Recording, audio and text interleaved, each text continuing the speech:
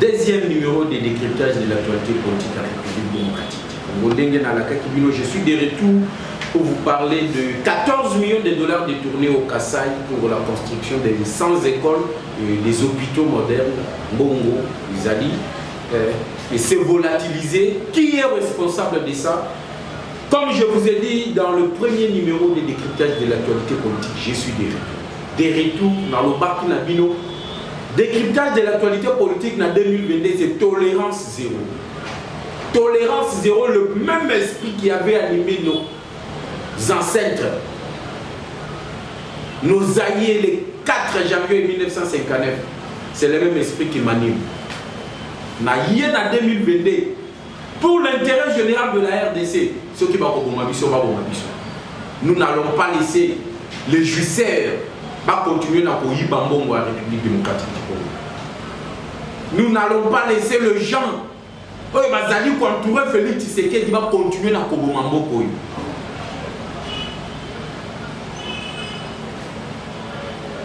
L'esprit qui a animé le martyr de l'indépendance, c'est l'esprit qui nous anime.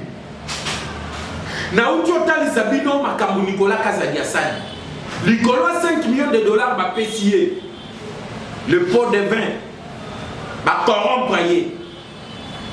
Kazadi fait perdre l'État à 7 milliards de dollars. Babissel et les Bifort pour plus ou moins 1 million de dollars au bazo Kabela Bango et Paten Kefunkurum.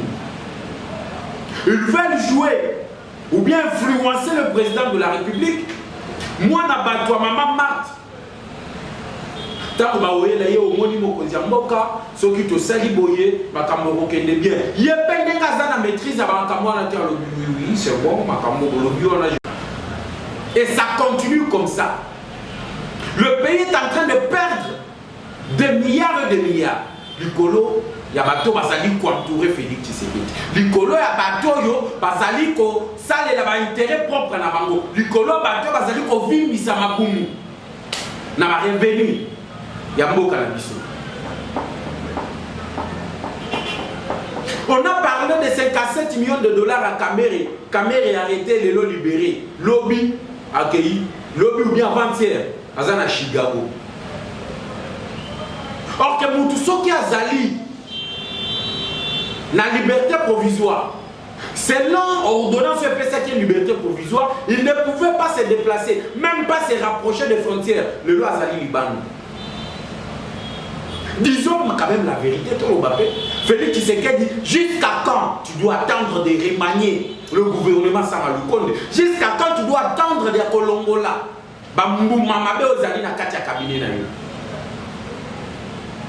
Chaque fois on décrit, chaque fois on dénonce, mais par après qu'est-ce qui se passe? Tobanda qui kolobela likambwa Didier Tiyo, représentant na yo na makambwaje à organisation IG à francophonie. Tin les lots aux anayewa. Et c'est aujourd'hui ou soit hier que tu les révoques. Après avoir détourné des millions dans l'organisation de francophonie, et tu as porté disparu à Kimi Azongi Poto, à Keyi Kolia Mbala Moto, Nambongo Abayi Congo.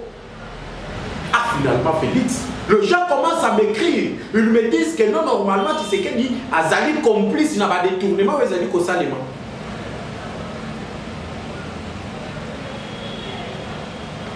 Moi, na bato maman Marthe Azali na bonne initiative. Moi, na bato Azali na idée malam, ya ko relever la République démocratique du Congo. Et les exemples sont les gens. Bon, pour renaître la République démocratique du Congo dans le concert des nations, au travers d'une diplomatie agissante. Oh, tu sais qu'il y a beaucoup à vibrer les corps, à tamboli.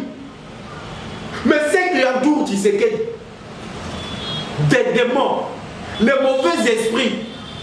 On avait pensé que Kabila Soki a Longwe, a Keina Batumabe, mais tu sais qu'il est venu, Nabato Baza plus mauvais que les gens qui entouraient Kabila. Les gens qui combattent Tshisekedi n'est la outil la première émission. Les abattoirs ba outil pas na bango. Même tribu na Tshisekedi. Ce sont les Tiyoi. Ce sont les David Moukeba. Ce sont les Bisselele. Ce sont les Kabongo. Ce sont les gens qui sont en train de poignarder Tshisekedi dans le dos. Ah, on a son solo dans la binoa. Zambe merci parce que Tshisekedi a Congolus. Après avoir fait une tournée, Libana Mboka pour voir ou bien renaître Kozoni Samboka Nabiso sur l'échiquier international. Aujourd'hui, on ne peut pas parler de richesse de la RDC sans que la RDC soit représentée. Grâce à la diplomatie agissante, il y a Chilombo, moi n'a pas maman. Alors, si on a zonga au fin fond, je dois maintenant palper du doigt les choses qui se passent au fin fond de la République. Tu sais qu'il y a comme une embouchemaille, moi n'a pas toi les moi n'a pas toi les il n'a pas de collaborateurs. Les types qui est aujourd'hui directeur du cabinet, il y a Tshisekedi Tshilombo, Félix, Guilaine. Au travers de ces types, on a déboursé 14 millions de dollars. 14 millions de dollars déboursés pour construire au moins 100 écoles dans l'espace Grand Kassai. Pekotonga ba hôpitaux.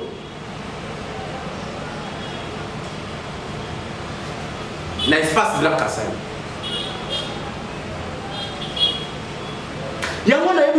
Ceux qui combattent Tshisekedi, ceux qui bloquent Tshisekedi, les AFCC, Botika discours c'est les FCC qui bloquent. Botika. Ceux qui bloquent Tshisekedi, c'est ses propres frères, le membre de son parti politique.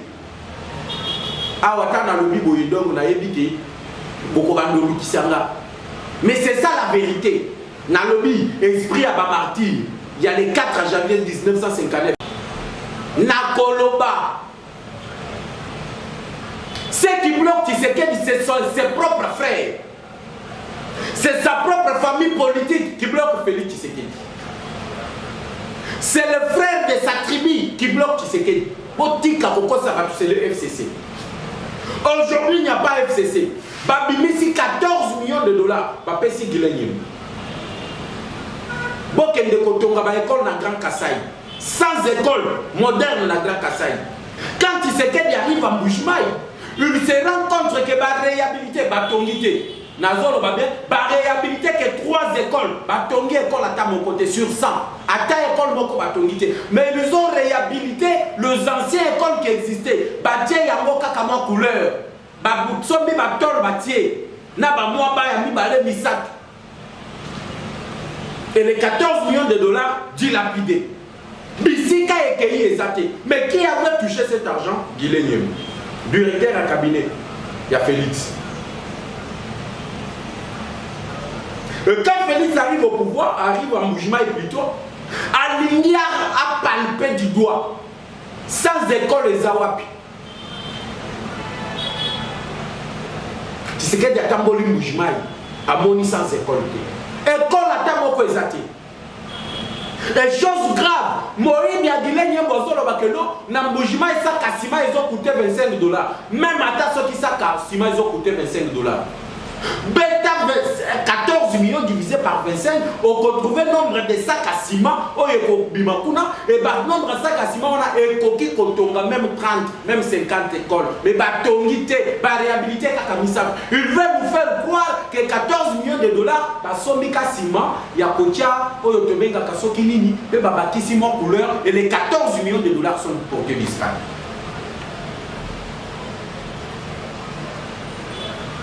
Et Tshisekedi plaira.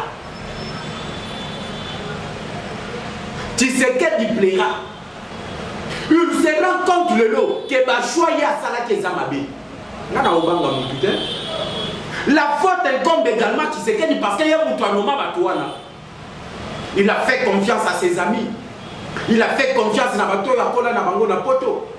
Et aujourd'hui, c'est le gens-là qui le tue. Et pourquoi il tarde? Qu'est-ce que lui qui sait qu'il y a ces gens-là? Pour Bato na Bazalawa na Tiledo.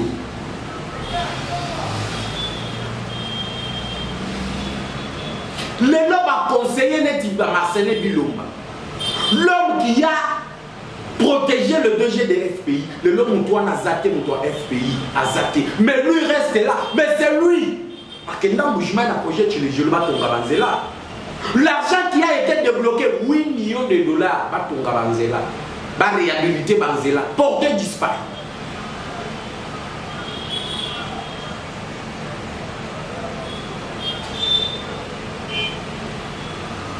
Aujourd'hui, le cabinet du président de la République s'est constitué à un gouvernement parallèle dans le gouvernement Samalukoni.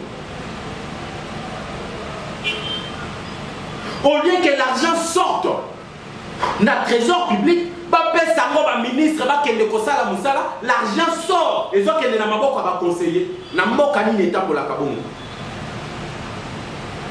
Mais 14 millions de dollars qui devraient être dans le ministre à l'infrastructure.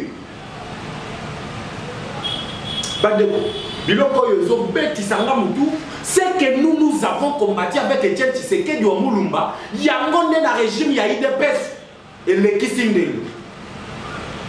Et puis, au sein de que je lis ma langue, jamais. Jamais ma mère coupée.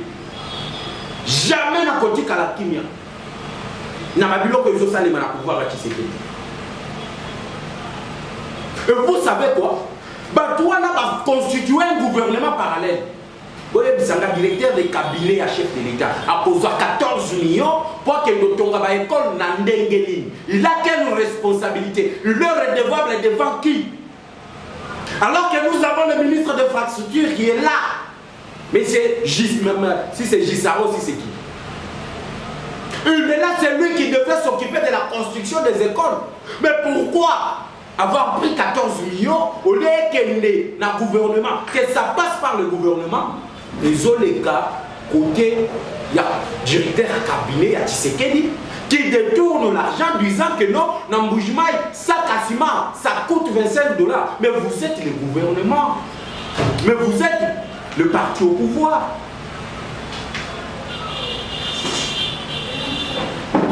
Comment expliquer cela? Comment expliquer cela? Pourquoi expliquer ce que comment au lieu de ministère sectoriel, vous vous prenez l'argent, vous êtes un conseiller, et le conseiller dilapide et détourne, et qu'ils seront responsables devant qui? Parce que le ministre, ceux qui a détourné, il est responsable devant le Parlement. Le parlementaire peut l'interpeller pour la contourner l'argent qui a été décaissé. Mais chose grave, c'est le conseiller. Mais est-ce que le conseiller est redevable devant le Parlement? Non, parce que l'autorité budgétaire, c'est l'Assemblée nationale, c'est le Sénat. Mais lorsque l'argent est mis dans Zéla par conseiller vous allez interpeller par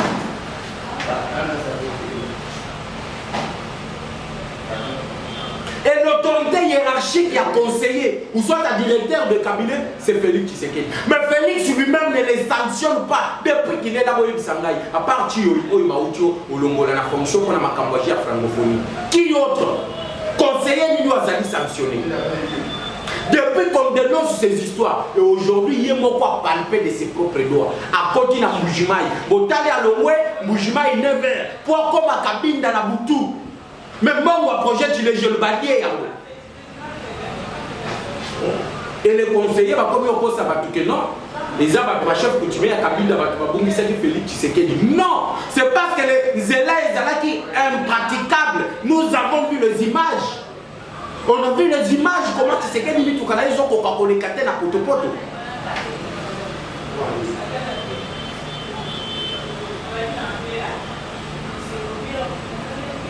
Et vous prenez l'argent. Mais dans quel pays? Félix, nous avons combattu ensemble avec vous. Bandi Valère Aboui. Comment tu peux laisser les gens détourner les fonds publics? Les gens qui n'ont pas combattu. Vous savez que c'est l'histoire de la diaspora, Babounda na Poto. Na sala de Bachnim. Pour les combattants, ils dépêchent sur Bazali. Nasia Banzete na 10e rue. Dans le parlement de Bouya Gilles. Dans le parlement de Bouya Miyake. Dans le parlement de Bouya Mustafa. Il y a des licenciés, il y a des gradués, il y a des D6, il y a des D4 capables de vous aider. Les gens qui ont combattu pour ce pouvoir et qui ont la leçon, qui ont retenu la leçon de Tchèque Tshisekedi, qui se résume sur l'état des droits. L'état des droits, c'est le respect des biens publics. On a vu quand Tchèque Tshisekedi était premier ministre dans ces pays, les autres salangam mawa. Lorsqu'on nommait Tchèque Tshisekedi, les gens venaient rapidement retourner le bien public parce que Tshisekedi c'est l'état des droits. Mais aujourd'hui c'est le contraire. C'est les conseillers, tes propres conseillers, qui vont détourner mbongo à saler la population. Nalo bateau, nalo bateau. Tolobi va martyr va l'intérêt général passe par-dessus tout. L'intérêt général passe par-dessus les intérêts de ma famille politique. Où allons-nous? Où allons-nous finalement? Où allons-nous? Vous pouvez vous imaginer que au lieu de faire gouvernement qui est on prend l'argent, on donne au conseiller de Tshisekedi le Louba qui partent en Bougema pour ne rien faire et qui détournent l'argent. Et aujourd'hui, que tu te rends compte qu'ils ont détourné l'argent, ils vont rendre compte devant toi. Parce que tu es le chef hiérarchique, il y a un conseiller, un directeur des cabinets, et tu ne les sanctionnes pas. Vous allez vous sanctionner par côté. Et les autres disent carrément que tu es complice, il y a un détournement.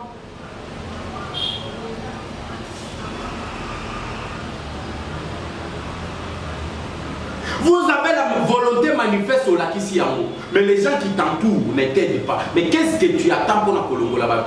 Ou soit il y a un accord, un pacte du sang que tu as fait avec ces gens-là. Oh, bien sûr, tu as dit qu'on comprend.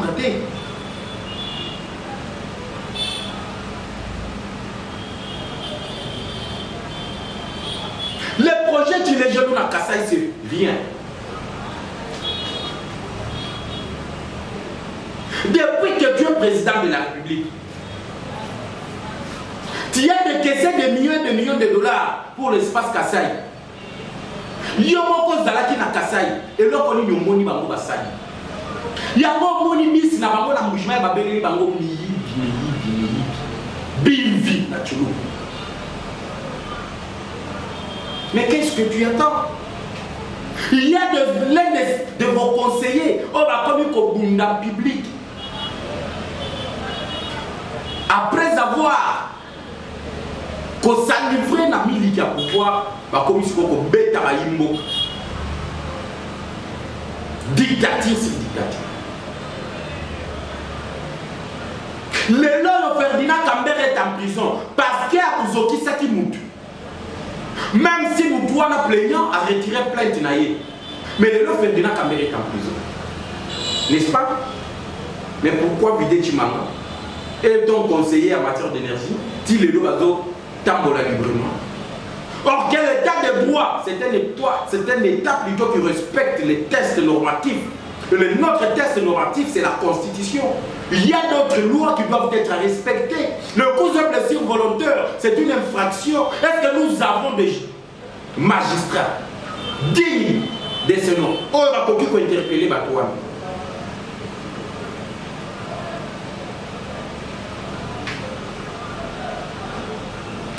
millions et qui oh ils ont les entourage à Tshisekedi c'est dit jamais vu na lobby oh ils ont les entourage à Tshisekedi c'est dit jamais vu à l'époque de Kabila notre pays perd 15 milliards de dollars chaque année mais à l'époque de Tshisekedi c'est plus de 15 milliards ce qui était que pour Goume 7 milliards et or que l'entreprise soit des années 60, ce qu'on s'en dit ça 7, bêta par nombre à 60 entreprises. Combien on perd? Et pendant que Bazali qu'on fait perdre l'État à Mbongoana, le conseiller de Tshisekedi. Aujourd'hui, Didier Tiyolo, oh il y a francophonie. plus ou moins 7 millions de dollars dilapidés. Ceux qui ont écrit na Tata Raphaël, stade Tata Raphaël, Misala était le maki bandakala. Et Tshisekedi était au courant de tout ça. Et dès lors, il n'a pas révoqué. À 8 mois déjà de la francophonie, c'est le moment qu'il nous révoque le type. Parce qu'il a dilapidé 8 millions. Ah, bandé. Nous sommes venus accompagner Bato Basa Pembele à Tshisekedi.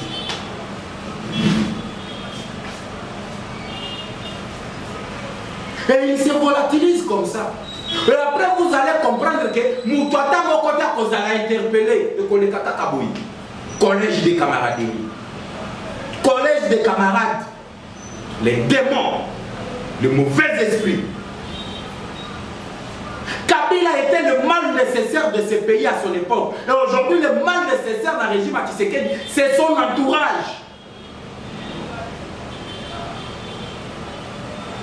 Si j'avais dénoncé le mal à l'époque de Kabila, je les dénonce à l'époque de Tshisekedi. Mais c'est qui au Yéhou? Malgré le détournement, Mokozambo Kayo se rendre compte avant-hier pour l'Ongolaï na Moussala. Où est-il? Et l'argent qui a été décaissé est où?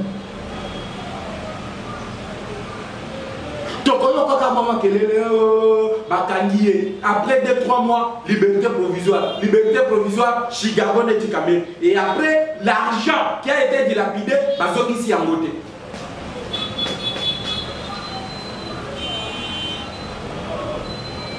$6 millions. Oh, Yézoua Mina Maboko a conseillé en charge de mine d'énergie. Oh, il y a Bunda qui n'a chute Kateni, Azo Bumbisanani, expert ya chute Kateni. Azo Bumbisani. Les moutouans ont eu $6 millions pour relancer Misala na chute Kateni. Et chose grave quand tu sais qu'il arrive sur place, Kaka Matiti Bakati. Le Moussala il y a $6 millions. Matiti, dans le babé, Matiti, oh, Bakatakiwana, et eu $6 millions. Bah, conteneur, il y a équipement et comment qui déjà pour nous. Mais ça il y a côté, mais $6 millions dilapidés dans Kokata Matiti. Bande Konanga, j'ai du mal.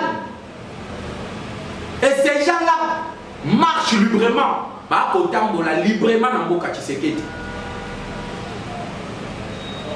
J'ai appris que Tshisekedi est fâché. J'ai appris. Mais je ne suis pas sans Kaosa Lelo. On sait comment ce pays fonctionne. Je sais comment ce pays fonctionne. Il y a des gens comme quoi Mickey, après ma mascarade, et après ça, et l'autre côté. L'argent détourné ne rentre pas dans le trésor public. Et ceux qui détournent marchent librement. Mais dans quel pays sommes-nous? Et vous allez nous parler de l'état de droit? Non. Ceux qui détruisent Tshisekedi, c'est sa propre famille politique. C'est sa propre famille politique et son entourage. Ceux qui sont aux alentours de Tshisekedi viennent de l'UDPS. Et ce sont ces gens-là qui les détruisent. Ils détruisent Tshisekedi. Ils tuent.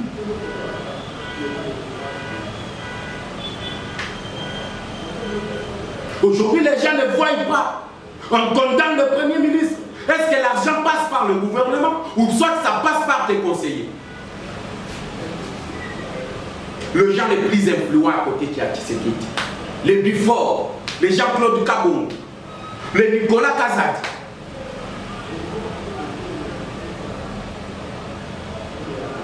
Et ces gens-là ne contribuent même pas du DPS dans le salaire.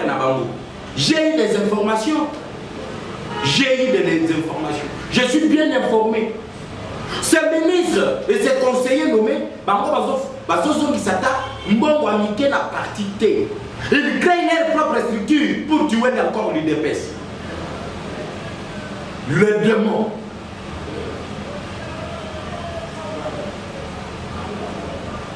Tu as dit qu'il y a 1 million. Il y a tata na yé article qui est na Congo à Kenango.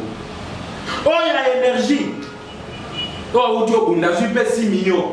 Tata na ya tikela ki ya yokozwa héritage na ye dilapidé. Dilenya mo 14 millions dilapidé o tata na bango batikela bango. Biso ba kolomboka.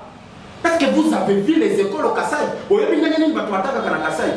Batongi ba école malala ba tchepeza ba moi zete moko boye ba zu ba biloko ba finiki ba zu ba moi tante ba tie ba na batanga et ba zo tanga opi ba fandi sur les sols ba ndeko na ngai et leurs enfants ya ba miyibi wana sont en Europe, sont aux États-Unis dans des écoles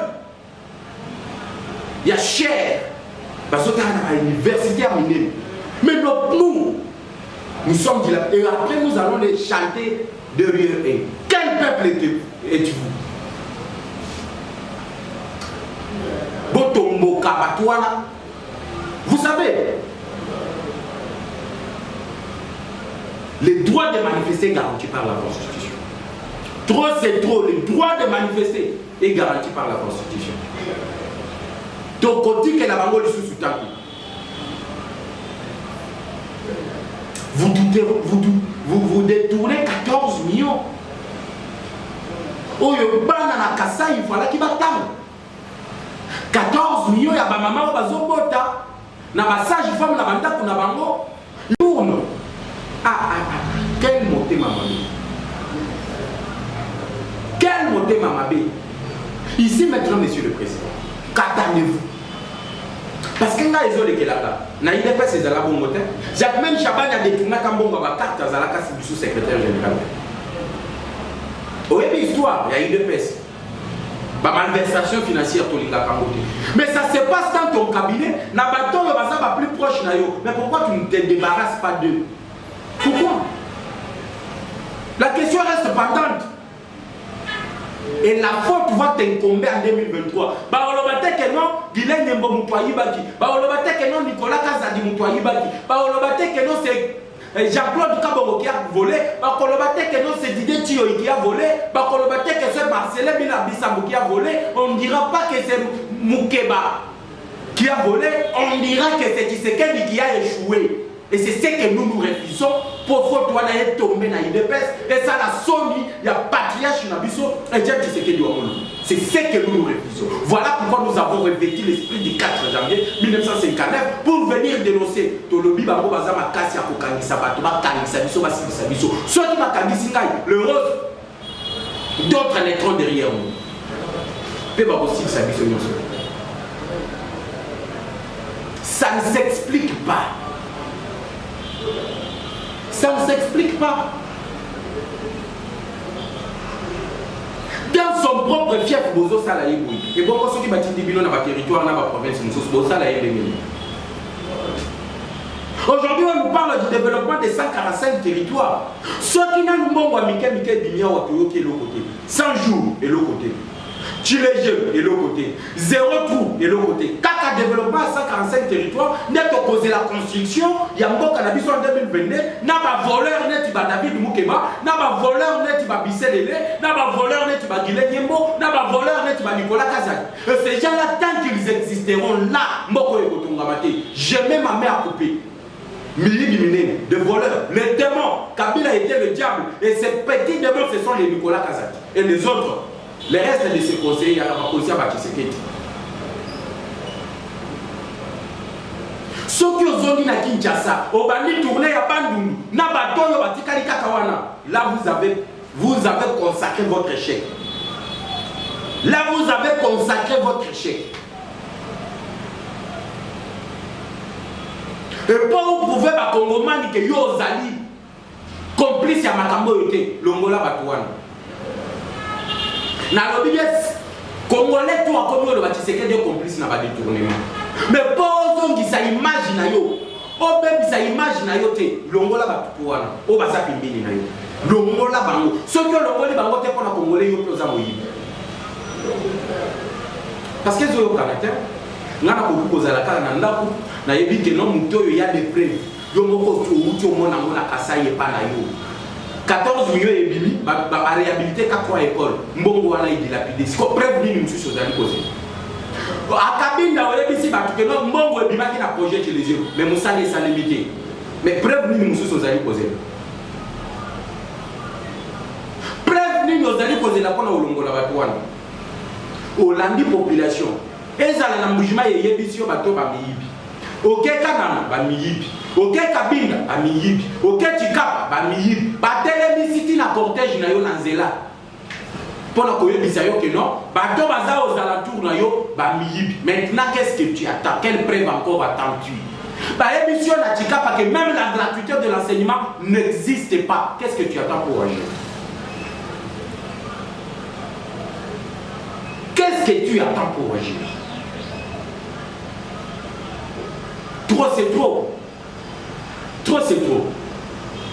Ça n'est fini pour la journée d'aujourd'hui. Tu continues à continuer à kolobela kaka mabe parce que l'équipe biso to yena IDPS au pouvoir to bandu au papola batu mafuta te, on va dire la vérité. Je suis journaliste obédience nanga yebani. Je soutiens la vision de Félix Tshisekedi. Mais s'il y a le mal na koloba, je n'ai pas ma langue dans ma poche. Et puis basomba kaka. On se retrouve demain sur la même chaîne à la même heure avec le même plaisir. Ciao.